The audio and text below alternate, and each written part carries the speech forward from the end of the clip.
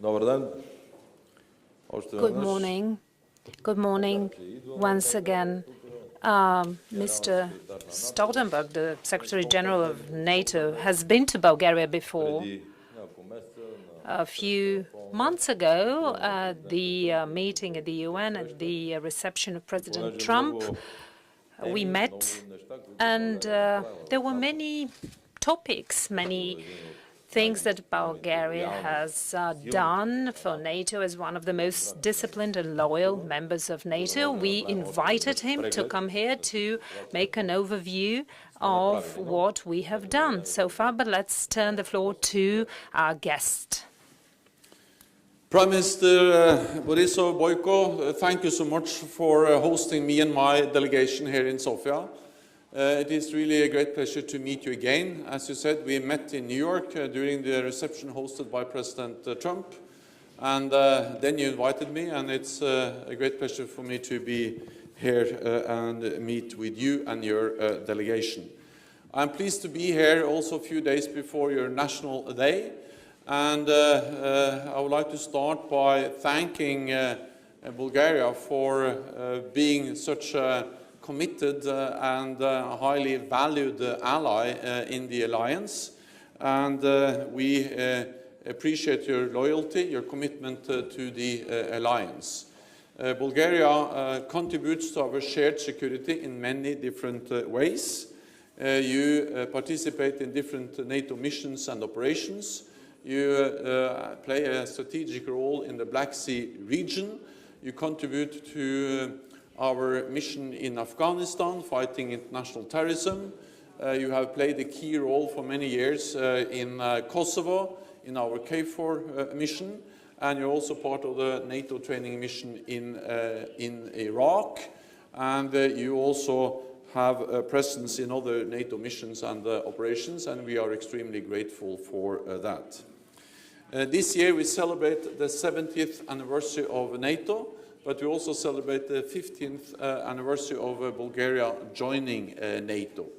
And the enlargement of NATO with Bulgaria has contributed to strengthen the alliance and has helped to strengthen our collective defense, and is important both for Bulgaria, for the region, and for NATO. We very much appreciate also the way you have supported the process which has enabled North Macedonia to sign an accession protocol with NATO, and now North Macedonia is on their way to become a full member of the alliance.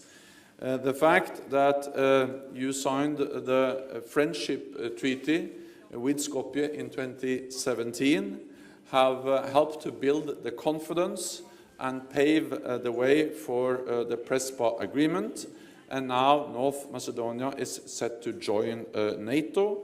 Allies have already started to ratify the accession protocol, and I welcome that just last week the Bulgarian parliament voted unanimously to ratify the accession of North Macedonia into NATO.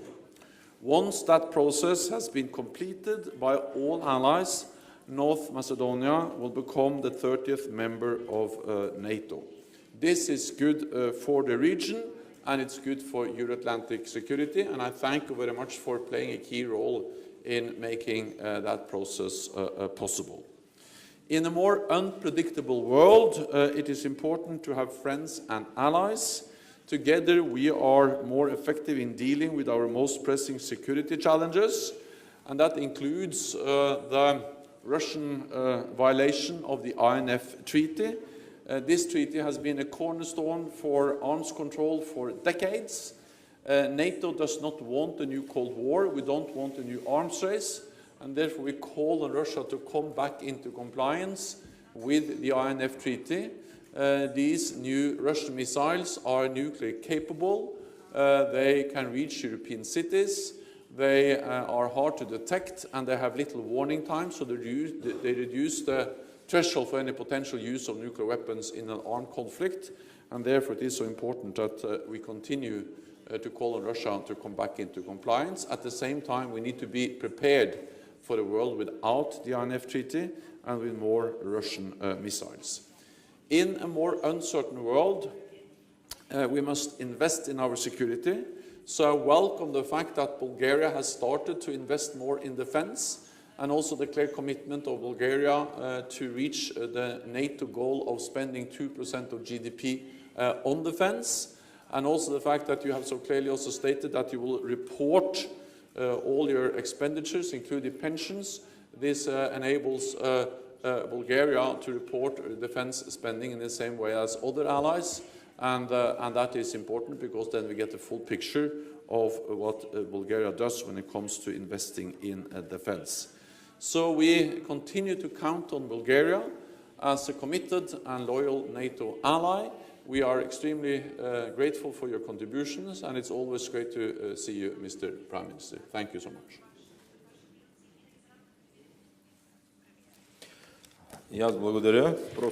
Thank you too. There was just one criticism by Mr. Stoltenberg to us, and I will leave this for you to see. And this was that when we have the report on those 2%, Bulgaria does not include the pensions for military personnel. That is, the percentage is higher. So we are so modest. We are famous for this modesty. So for Bulgarian citizens, with regard to what the Secretary General said, I will give you some statistics of the past 2 years, so you can hear this in summary. So the statistics came from Mr. Karakachanov and General Botsev. In Kosovo, the NATO mission, 1,100 military personnel. We have now, they were there, we now have 22. And then we have 6 million costs for the operational reserve. In Afghanistan, we have now 158 people, and we have had, through the missions, over 10,000 military staff, 500 million level costs for defense. NATO trainings in the country and outside the country, 2017, 11 trainings. In 2018, 10 trainings, 5,000 military staff, 10 tanks, and 10 artillery systems. Trainings of NATO trainings in Bulgaria, 185 military personnel, 3,500 military personnel, 30 tanks, 30 combat vehicles, and 10 artillery systems. For 2017, we had also new equipment, and for 2018, even more. Outside Bulgaria, heavy equipment, over 100. In 2017 in the trainings, and over 60 in 2018. Naval forces, 5 trainings, 3,000 staff. In 2018, 4 trainings, 1,800 staff, 15 ships. Air Force, 2017, 8 trainings, 5,500 military staff. 2018, 7 trainings, over 7,000 staff, 2 helicopters, and 53 aircraft. These are just part of the statistics, and they give an idea about Bulgaria's contribution to NATO. And since I know how such meetings are presented to the public, I would like to let you know that the Secretary General and the highly esteemed delegation is here by an invitation that I made a long time ago. This was before the meeting that was arranged with Medvedev. Second, we have not discussed energy projects. we did not talk about NATO or an energy project, and I'm saying this in the presence of the Secretary General and his delegations because of the many interpretations on this issue. Even more, you heard, we are seeking a dialogue with Russia. At the same time, we have to be very strong so that we can dominate in the dialogue. At the same time, NATO in the aquatory of the Black Sea. I have always been against, apart from the trainings, we need those trainings, and we need large-scale trainings so that we can show that we can manage the Black Sea. But Bulgaria has developed tourism in the Black Sea.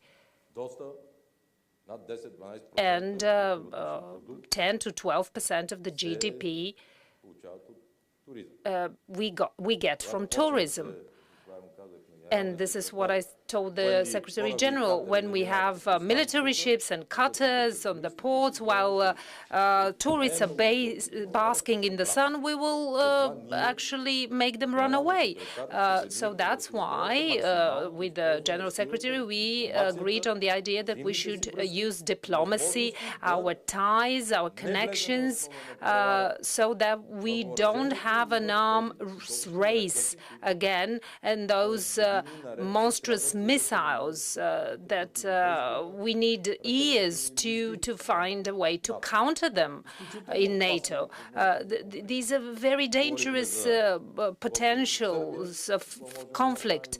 We talked about Serbia, what we can do. We talked about North Macedonia, what you heard already, and of course other conflict points where the Bulgarian military staff are serving with dignity. They are in Kosovo, Afghanistan, Iraq, and everywhere else.